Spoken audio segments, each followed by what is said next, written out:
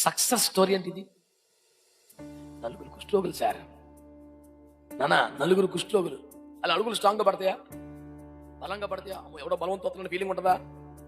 నాలంటూ నడితో 85 కేజీలు స్పీడ్గా నడుతుంటే సౌండ్ వచ్చింది, నాలుగు కాళ్ళు సగం తినేసినాయి, చేతులు సగం తినేసినాయి, బలహీన అడుగులు పడతాయి. అప్పటికి కరువు, ఆకలి, బలహీనంగా నడుచుకుంటే సర్లేదు చంపించి చచ్చిపోదాం, బతకనెత్తి బతుకుదాం, ఇక్కడ ఎందుకు చచ్చిపోవాలి, వెనక్కి కిందకి వెళ్ళాలి, ఎంతకి వెళ్దాం పదా అని వెళ్ళారు.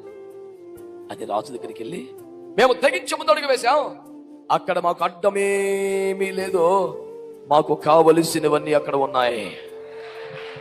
స్తోత్రం. ఈరోజు కూడా నేను మీకు చెప్పేది అదే. మీరు ధైర్యముగా తెగించి అడుగు ముందుకు వేయగలిగితే నీకు అడ్డం ఎవడో ఉండడో, నీకు కావలసినవన్నీ దేవుడు సిద్ధం చేసి ఉంచుతాడా. నా మాట నమ్మాల్సిన అవసరం లేదు. బైబిల్లో ఉంటేనే నమ్ము. బైబిల్ నమ్మదగిన కదా, దేవుడు నిజమైన వాడు కదా, యేసు అబద్ధం ఆడతాడా, మోసం చేస్తాడా, నట్టాడు ముంచుతాడా? ఆయన మాట మీద నమ్మకం పెట్టుకుని అడుగు ముందుకేస్తే నీకు కొంపలారిపోతాయా?